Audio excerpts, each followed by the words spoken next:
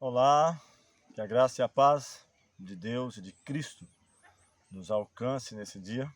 Hoje vamos falar sobre o primeiro concílio, baseado em Atos capítulo 15, onde há algumas controvérsias, uma situação que necessitava decisões, e foi feita então ali reuniões com os principais líderes da época, anciãos, presbíteros, missionários, evangelistas, e o Senhor dirigiu essa reunião para que decisões fossem tomadas para o avanço da obra e da pregação do Evangelho.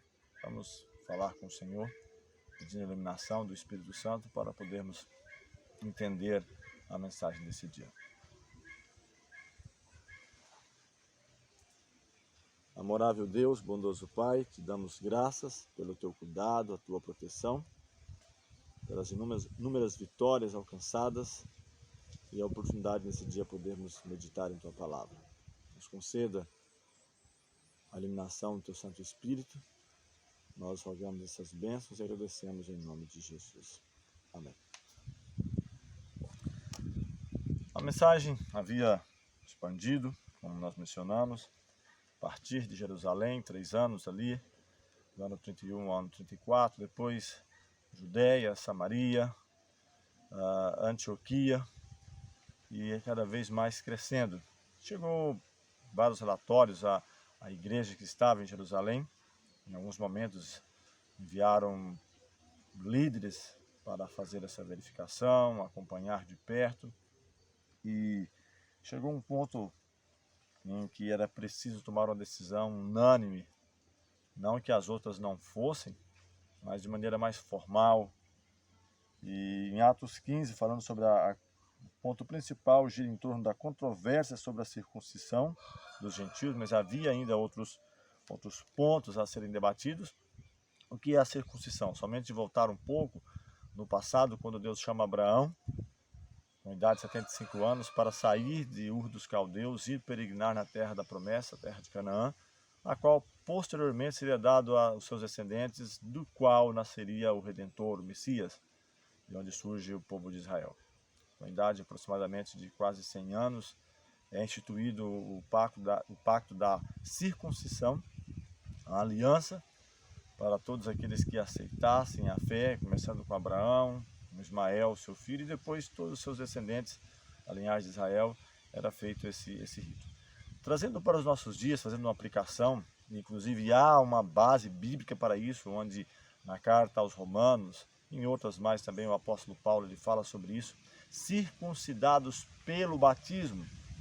Na morte de Cristo, algumas cerimônias, ritos, eles perdem o valor ou é incorporado uma nova roupagem, tem uma nova roupagem. Por exemplo, a Páscoa, celebra-se hoje a Santa Ceia. A circuncisão, o batismo. O batismo ele é o rito que nos faz adentrar ao reino de Deus, de certa forma, de que nós nos arrependemos, fomos evangelizados, arrependemos, fomos batizados e iniciamos uma nova vida. Então, é mais ou menos por aí. E muitos da comunidade de Israel queriam ainda impor esse rito da circuncisão para os gentios que estavam vindo para a fé.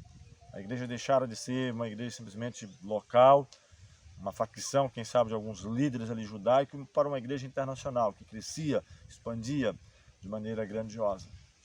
E aqui em Atos 15 eles trazem esse ponto à tona, onde diz aqui a partir do versículo 1 que alguns indivíduos que desceram da Judéia ensinavam aos irmãos: se não vos circuncidardes segundo o costume de Moisés, não podeis ser salvos. Então eles colocavam de que a circuncisão era necessário para que eles fossem salvos. E muitas vezes as pessoas dizem: olha, se você não for batizado, a Bíblia diz, né? Quem crer e for batizado será salvo. Mas não é pelo fato de ser batizado que é salvo. Simplesmente batizei e vou ser salvo. Não, há um processo. Santificação, diz que sem a santificação ninguém verá o Senhor. O batismo, simplesmente por ser feito um batismo, ele não vai resolver muita coisa. Ele é um testemunho público, é importante, mas é preciso prosseguir. De igual forma a circuncisão, onde o próprio Cristo, no Antigo Testamento, em vários momentos, circuncidai o prepúcio do vosso coração. Isso era o mais importante. Eles continuam ainda. E diz que tendo havido da parte de Paulo e Barnabé contenda e não pequena discussão com eles, resolveram que estes dois e alguns outros dentre eles subissem a Jerusalém aos apóstolos e presbíteros com respeito a essa questão. Então diz que enviados, pois eles até certo ponto, acompanhados pela igreja, atravessaram as províncias da Fenícia, Samaria, narrando a conversão dos gentios, e diz que causaram grande alegria a todos os irmãos. Diz que chegados, a partir do versículo 4, ou tendo chegado a Jerusalém, foram bem recebidos pela igreja, pelos apóstolos, pelos presbíteros, e relataram tudo o que Deus fizera com eles. E aqui diz que insurgiram-se, entretanto, alguns da seita dos fariseus, que haviam crido, dizendo, é necessário circuncidá-los e determinar-lhes que observem a lei de Moisés. O que estava acontecendo?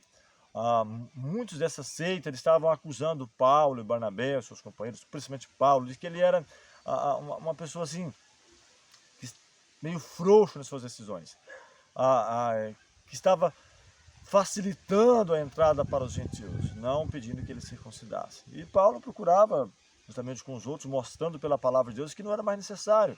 Como eu mencionei aqui, de que o batismo ele é essa porta de entrada. É claro que precisa crer em Deus, em Cristo, em sua palavra, nos seus ensinos, no dom do Espírito. Isso foi algo que quebrou um paradigma no caso de Pedro, que aliás Pedro agora entra em cena e seu testemunho é importante. Aqui, a partir do versículo 6, que há agora essa reunião, diz que a igreja recebe com alegria, mas alguns desses estavam criando essa controvérsia. Isso sempre aconteceu e vai acontecer. Ele diz que então se reuniram os apóstolos, os presbíteros, para examinar a questão. O ponto principal era a questão da circuncisão. E diz que havendo um grande debate, Pedro toma a palavra e lhes disse, irmãos, vós bem sabeis que há muito tempo Deus me escolheu dentre vós para que por meu intermédio ouvisse os gentios a palavra do Evangelho e crescem. E ele até falou, o Deus que conhece os corações lhes deu testemunho concedendo o Espírito Santo a eles, como também a nós concedera. E não estabeleceu distinção alguma entre nós e eles, purificando-lhes pela fé o coração. E aí Pedro toma a palavra, traz o seu próprio testemunho de que ele também, por ser um zeloso judeu, ele também tinha seus preconceitos, e até falamos um tema sobre isso com respeito ao Atos 10, mata e come, mata quem sabe os seus preconceitos, ideias preconcebidas, todas essas questões de diferenciação, de qual é a igreja, se é a igreja A, a igreja B, se é judaica ou não, e de certa forma foi até ido além, porque foi concedido a eles o dom do Espírito mesmo antes que fossem batizados, que naturalmente é batizado nas águas, para que depois receba o dom do Espírito. Arrependei, convertei, sede batizados em nome de Jesus e recebereis o dom do Espírito. Nesse caso foi diferente, justamente quem sabe para quebrar essa ideia, esse preconceito de Pedro ou de outros mais que estavam enraizados. E eles mostram que não é necessário. Muitas dessas cerimônias, com exceção, claro, os mandamentos e outros pontos de saúde, não é necessário. São ritos que apontavam para a primeira vinda de Cristo, as festas mesmas. Algumas delas apontavam para a primeira vinda e outras para a segunda. Então não era necessário esses ritos. E aí Pedro faz essa narrativa. Deus não faz distinção, ele purifica pela fé o coração daqueles que creem. E ele até mesmo menciona no versículo 10. Agora, por que tentais a Deus pondo sobre os discípulos um jugo que nossos pais não puderam suportar nem nós? E ele fecha no versículo 11, mas cremos que fomos salvos pela graça do Senhor Jesus Cristo, como também eles o foram. Então Pedro fala, não há distinção. Nós cremos que nós, mesmo tendo, quem sabe, o conhecimento, a comunidade de Israel, tudo isso, leis, ensinamentos e tudo, somos salvos ou fomos salvos pela graça como eles o foram. Até mesmo Abraão, quando é chamado Abraão, ele é uma pessoa, não é uma nação, para depois tornar a nação de Israel, gentil, de pai, descendência pagã, do paganismo. Então ele fala, somos ou fomos salvos pela graça como eles o foram, todas as pessoas independentes. Aqui já quebra um novo paradigma, como muitos pensam, olha, no passado foram salvos pela lei, no Antigo Testamento, e aqui no Novo pela graça. Não, todos independentes, somos salvos pela graça. somos salvos pela graça, mediante a fé, não vem de nós, é dom de Deus, não vem de obras para que ninguém se glorie. Então Pedro mostra mais uma vez isso. Fomos salvos pela graça como eles o foram. Não há distinção. Deus não leva em conta o tempo da ignorância, chama a todos para o arrependimento. E não faz acepção de pessoas. E aqui então, quando Pedro faz esse discurso, prepara, de certa forma, o coração da multidão para que pudesse ouvir o relatório de Paulo e Barnabé. Quando eles contam, aqui a partir do versículo 12, e toda a multidão silenciou, passando a ouvir a Barnabé e a Paulo, que contavam quantos sinais e prodígios Deus fizera por meio deles entre os gentios. Então eles conseguem agora apaziguar um pouco os ânimos, ouvir primeiro Pedro e depois agora Paulo e Barnabé contando, tirando essa ideia de que, quem sabe, Paulo estava facilitando a conversão, né, para os gentios, trabalhando de maneira mais simplificada. Não precisa muito não. Mas eles estavam pedindo aquilo que era o essencial, que era o necessário. E de fato, aqui nesse concílio, chegam a esse consenso. Depois que eles terminaram de falar, aqui diz que Tiago, ele toma a palavra e ele diz: irmãos, atentai nas minhas palavras. E ele faz o relatório de que Simão, Pedro, né, havia mencionado, primeiramente visitou os gentios, a fim de constituir dentre eles um povo para o seu nome. E ele até mesmo usa a palavra de Deus, confere isto com as palavras dos profetas, como está escrito. Ele leva atenção, eu até falei também alguns dias sobre Isaías 56, Isaías 58, onde fala os gentios que abraçam a minha aliança, que aceitam. E ali sim, eu quero chamar a atenção para esse ponto também, porque muitos usam isso. Olha, colocaram uma dura cerviz, um jugo que nossos pais não suportaram, querendo aplicar isso aqui para os 10 mandamentos. A lei de Deus não é disso que está falando. Ele não está falando dos 10 mandamentos, está falando de ritos, cerimônias que tinham a sua importância, que eram de maneira didática, apontando para Cristo, para o seu ministério, as leis cerimoniais que apontavam, que tem a ver tudo com o ritual do santuário, festas, simbologias, mas nunca que tem a ver com os 10 mandamentos. Os 10 mandamentos, eles são atemporal, é para todos os tempos, para todas as épocas, para todas as pessoas, que tem a ver, o próprio Cristo mencionou, falamos também sobre isso. Os 2 mandamentos, ou os 10 mandamentos, ou todos os mandamentos se resumem em 2: amor a Deus e amor ao próximo. E aqui ele diz, versículo 16: cumpridas estas coisas, voltarei e reedificarei o tabernáculo caído de Davi, e levantando das suas ruínas, restaurá-lo-ei, para que os demais homens busquem o Senhor, e também todos os gentios sobre os quais tem sido invocado o meu nome. Diz o Senhor, que faz essas coisas conhecidas desde os séculos. Então ele faz referência da palavra, das profecias que apontavam que seria reedificado e que todas as pessoas, gentios ou não, poderiam alcançar a salvação, porque, aliás, foi esse o propósito. Em Isaías está feita a promessa: a minha casa será chamada casa de oração para todos os povos. Todos que aceitarem a minha aliança, os meus mandamentos, os meus ensinamentos, é para todas as pessoas.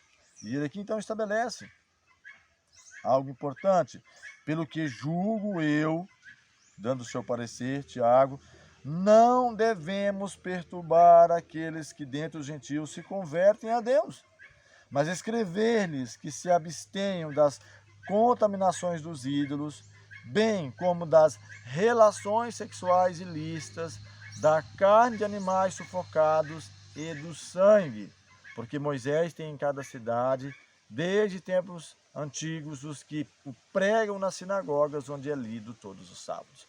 Então ele estabelece alguns pontos, começando pela contaminação dos ídolos, porque eles estavam vindo de comunidades que adoravam vários deuses, idolatria das mais diversas, que saiam das contaminações dos ídolos.